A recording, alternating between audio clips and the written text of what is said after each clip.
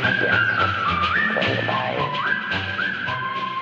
And welcome back to Champion News Talk Radio, brought to you by championnews.net. This is a great show with Jeff Tucek and our founder, Jack Roser, and myself, Carol Parisi. We are talking about actually quality control and the history of good business and the antithesis of what's going on. So, Jeff, before the break, you were saying some things, and I think our listeners want to reframe what you were saying. Well, it's interesting, there's been a movement going on over the last number of years on right to work. And right to work is the evil word in the public sector unions anyway. Right to work does not mean you can't be in a union. Right to work means that you have a choice whether you're going to pay union dues or not. Right? And if you look at what's happening... Just to stop it. It is an outrage that the American working man in so many places, and it destroyed the automobile industry, had to belong to the union or quit. He had to belong. Now, that union may have been voted in by some union workers 30 years before under different conditions or rioting or sit-down strikes or Walter Reuther and his leather gloves, and that was put in. But all the people in the parade of years afterward had to belong to the damn union. Right. No way out of it. Right. Or quit the job. No, the good news is the millennium generation, which none of us are part of, they don't want to be in unions. They want their own choices on that. They want to be rewarded for the. So we have culture going on. It's not here right now, but especially in the high-tech area, you see that. But let me tell you some statistics about right to work versus non-right to work states. Illinois has lost, obviously it's a blue state and it's a union state. It's lost about $26 billion of revenue, tax revenue. $26 billion. $26 billion over since 1911. I mean, to date on that, because they've lost 361,000 residents, most of those taxpayers. From when to when? When is the 1995 to today. This is over the last decade, I believe. Yeah, 15 years. Let's say 15 $26 billion have fled Illinois. Yep. Less money to spend on less money, right? The government. Less tax money. So the only two states that have lost more, and they fit the same model, California lost 29 billion, and New York lost 45 billion. Florida, during that same time period, got $67 billion of new revenue coming in, followed by Texas, North Dakota, South Dakota, and North Carolina. Those are all right-to-work states. This was the most marvelous state in the whole union. Yep. It really was. Our resources? In my early days, back in the 50s and 60s, when I was starting companies, there wasn't any place in the whole world. Right. We were the biggest producer. Cook County outran any other county in the United States by twice. Right. We led in 10 different industries here in Illinois. This was a production giant of the whole world. This was the most successful state of all.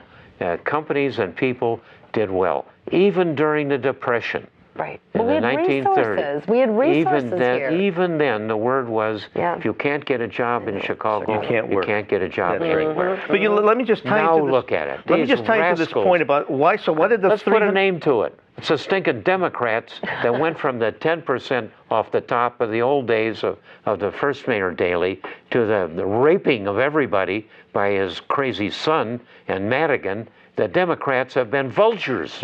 To the state of Illinois. I want to try to qualify some of Jeff's numbers because they're accurate, but it's not like the state creates wealth. When he says that $26 billion has left Illinois, he's talking about the businesses that through the regulations and the taxes in Illinois, they've fled the state.